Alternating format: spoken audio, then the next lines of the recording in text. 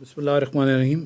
अभी जो सबसे इम्पोर्टेंट टॉपिक हम डिस्कस करने लगे हैं वो नीश हंटिंग है। इसमें जो ये पहला स्टेप है, चाहे आप ऑथर हैं, पब्लिशर हैं या फ्रीलांसर हैं, क्योंकि आपने फ्रीलांसर के तौर पे नीश हंट करके देनी होगी अपने क्लाइंट्स को या पब्लिशर्स को, तो इसलिए इसकी अंडरस्टैंडिंग बहुत ज़रूरी है और ये बहुत इम्पॉर्टेंट है जब भी आप इस बिज़नेस में काम करेंगे। अभी हम जो सीक्वेंस है इसमें हम पहले डिस्कस करेंगे कि क्यों इसकी इम्पोर्टेंस है, फिर हम रिसर्च किस तरह करेंगे नीश। इसमें 4 सॉफ्टवेयर्स हैं, हीलियम 10 है, पब्लिशर रॉकेट है, KD स्पाई है और चैट GPT का भी इसमें हम जिक्र करेंगे, बल्कि आपको मैं दिखाऊंगा कि नीश हंटिंग उसमें किस तरह हो सकती है। तो नीश जो है वो एक small niche is a small part of a larger market that has its own specific needs which are different from the larger market in some way. मैंने पहले एक आपको मिसाल दी थी कि अगर आप लीडरशिप के बारे में किताब लिखते हैं तो लीडरशिप एक बहुत बड़ी नीश है। हो सकता है आप अगर सर्वाइव करना चाहते हैं या अच्छी किताब लिखना चाहते हैं या आप उसको नीश पे जाना चाहते हैं, तो हो सकता है लीडरशिप फॉर मिलिट्री लीडर्स हो, कॉरपोरेट लीडर्स के लिए अलग किताबें हैं, स्पोर्ट्स लीडरशिप की अलग किताबें हैं, स्पोर्ट्स लीडरशिप फॉर टीम उसके लिए अलग बुक्स हैं। तो आप जितना नीश डाउन करते जाएंगे एक बहुत स्पेसिफिक सब्जेक्ट पे, उसी उतना ही आपका कंपटीशन कम होता जाएगा। और रेस्ट एश्योर्ड कि आपका जितना कंपटीशन कम होगा उतना सर्च वॉल्यूम भी अमेज़ॉन पे कम होगा।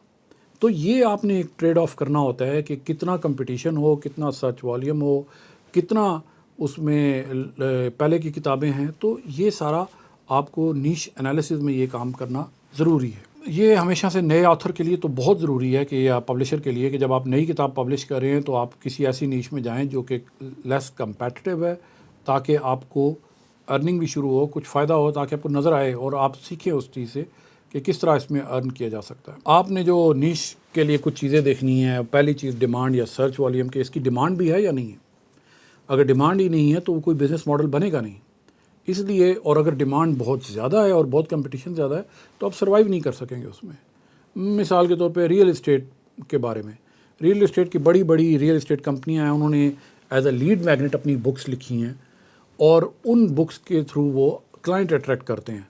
रियल इस्टेट पूरी दुनिया में सबसे एक्सपेंसिव मार्केट है और इनके पास सबसे ज़्यादा पैसा होता है। जितना ज़्यादा उनके पास पैसा है मार्केटिंग के लिए, उतना ही ज़्यादा कंपेटिटिव होती जाएगी नीश। तो इसलिए आपको मे बी आप रियल इस्टेट की नीश में अगर जाएं तो एयरबीएनबी को सिर्फ डील करें। ये सारी जो चीज़ें आपकी इंटरेस्ट एक जगह पे, लेकिन आपने ये चीज़ भी देखनी है कि उसकी रिक्वायरमेंट भी है या नहीं है। आगे हम जब पब्लिशर रॉकेट पे जाएंगे तो आपको मैं दिखाऊंगा कि किस तरह आप ये असेस कर सकते हैं कि इसकी डिमांड भी है और इसका कंपटीशन भी कम है। फिर आपने अपने कंपैटिटर का एनालिसिस करना है। अगर कोई नई निश नहीं है तो लोग पहले से उस पर काम कर रहे हैं और आपने देखना है कि वो क्या कर रहे हैं और आप किस तरह उसको बेहतर कर सकते हैं। फिर आप गैप इन मार्केट डिमांड भी देखते हैं कि एग्जिस्टिंग प्रोडक्ट्स क्या चीज़ है जो लोग देखना चाह रहे हैं लेकिन उनको नहीं मिल रही। क्योंकि आपको जब ये पता चल जाएगा कि एक मार्केट में इस चीज़ की डिमांड है और वहाँ पे कोई सूटेबल किताब नहीं है, तो आपके लिए काम आसान हो जाएगा। और ऑडियंस ज़ाहिर है आपने देखना है कि उसके ऑडियंस भी मौजूद है या नहीं है। तो ये फैक्टर आपने जब भी नीश हंटिंग करनी है उनको मद्देनज़र रखना है, ताकि एक बेहतर तरीके से ये काम हो सके, चाहे आप सर्विसेज दे रहे हैं या आप अपने लिए कर रहे हैं जब आप किताब पब्लिश कर रहे हैं। तो ये पहला स्टेप है, लेकिन इसकी ये नहीं कह सकते कि सिर्फ अगर यही ठीक ना हुआ तो किताब कभी पब्लिश ही नहीं हो सकेगी या सक्सेसफुल नहीं हो सकेगी, लेकिन इसको ठीक तरीके से करना ज़रूरी है। और दूसरी बात ये कि इसके लिए कोई बेंच मार्क नहीं है।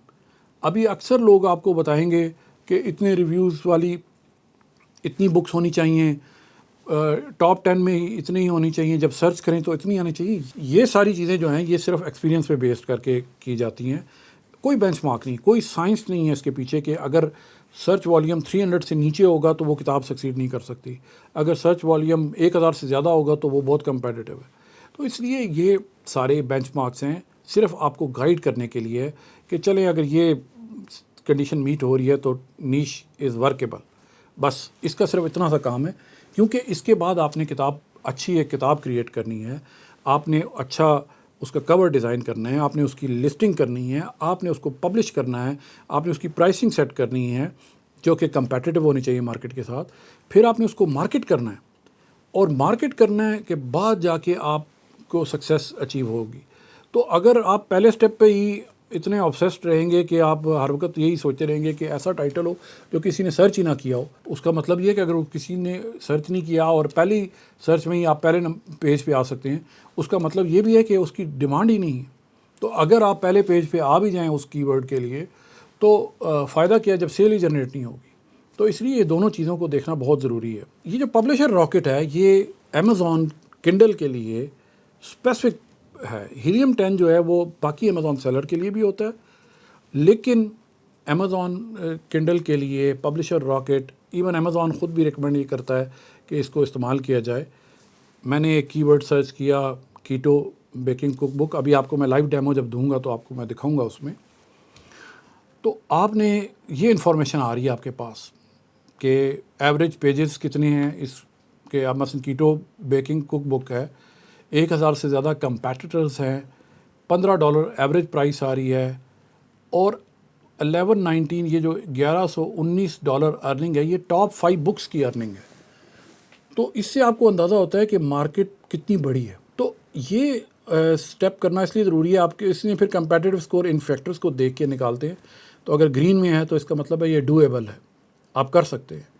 امیزون سرچ والیوم کا میں آپ کو ایک چیز بتا دوں، جو امیزون کے بہت سارے گرو ہیں جب پروڈکٹ ہنٹنگ کی بات کرتے ہیں، کیونکہ نیش ہنٹنگ بکس کے لیے ایکویلنٹ ہے پروڈکٹ ہنٹنگ جو امیزون پہ کی جاتی ہے۔ تو آپ کو وہ جو کرائٹیریا وہ دیتے ہیں، وہ کہتے ہیں کہ 6000 سرچ والیوم ہو۔ میں نے بہت ریسرچ کیا اس پہ، اور 6000 سرچ والیوم والی اگر آپ کو کتاب مل جائے، کوئی ایسا کی ورڈ مل جائے تو مجھے ضرور بتائیے گا، کیونکہ اتنا زیادہ والیوم نہیں ہوتا۔ ایک آپ کو بینچ مارک تو نہیں ہے، لیکن میں آپ کو طریقہ بتا سکتا ہوں کہ تقریباً $500 بلین کی سیل ہوتی ہے امیزون پہ، جن میں سے $50 بلین کی سیل امیزون KDP کی ہے۔ تو اس کا مطلب ہوا کہ 10% سیل صرف ہو رہی ہے امیزون پہ بکس ریلیٹڈ۔ تو اگر وہ کہہ رہا ہے کہ 6000 سرچ والیوم ہونا ضروری ہے، تو اگر آپ اس کو 10% پہ لے کے جاتے ہیں تو 600 سرچ والیوم کتاب کے لیے کافی ہے، بلکہ 600 والا بھی آپ کو نہیں ملے گا، ہو سکتا ہے 300 والا مل جائے۔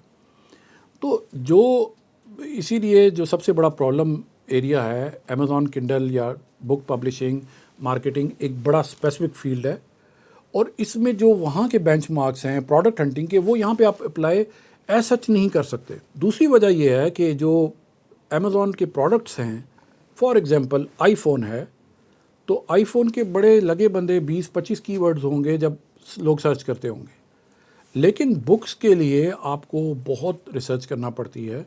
کوئی بھی ہو سکتا ہے، مثلا آپ نے کوئی کتاب پڑھنی ہے، آپ کیا سرچ کریں گے؟ سمر ریڈنگ الگ لسٹ ہے، الگ کی ورڈز ہے، بیچ ریڈنگ کی الگ لسٹ ہے، رومانٹک بکس الگ ہے۔ تو آپ کو بکس اور پروڈکٹ میں یہ فرق کرنا بہت ضروری ہے۔ اگر آپ نہیں کریں گے تو آپ پرابلم میں رہیں گے۔ آپ وہاں کے جو بینچ مارکس ہیں وہ اپلائی کر کے آپ وہ کتاب کے لیے نیش نہیں ڈھونڈ سکتے۔ تو اس لیے جب بھی آپ نیش کریں گے، آپ ڈھونڈیں گے، تو آپ بک اسپیسیفک سافٹ ویئرس پہ جائیں گے۔ آپ دوسرے والے بھی کر سکتے ہیں کیونکہ زیادہ انفارمیشن وہاں سے آ رہی ہے۔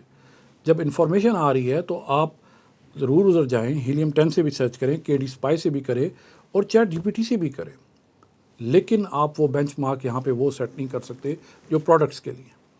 اور یہی سب سے بڑا فرق ہے، اسی لیے اسپیشلائزیشن الگ سے ضروری ہے امیزون کنڈل کے لیے یا بک پبلشنگ بزنس کے لیے اور مارکیٹنگ کے لیے۔ اگر آپ وہ والے فارمولاز فالو کرنے کی کوشش کریں گے تو آپ نہیں سکسیڈ کریں گے، آپ کو نیش ہی نہیں ملے گی۔ دوسری بات یہ ہے کہ یہاں پہ جتنے بھی کی ورڈز ہوں گے، ہر مارکیٹ پلیس میں اس کا والیوم ڈیفرنٹ ہوگا۔ تو اس لیے آپ کو بہت میتھوڈیکل طریقے سے ریسرچ کرنے کی ضرورت ہے۔ اگلے لیکچر میں آپ کو ڈیمو دوں گا کہ پبلشر راکٹ سے کس طرح آپ نیش ریسرچ کر سکتے ہیں۔ Thank you.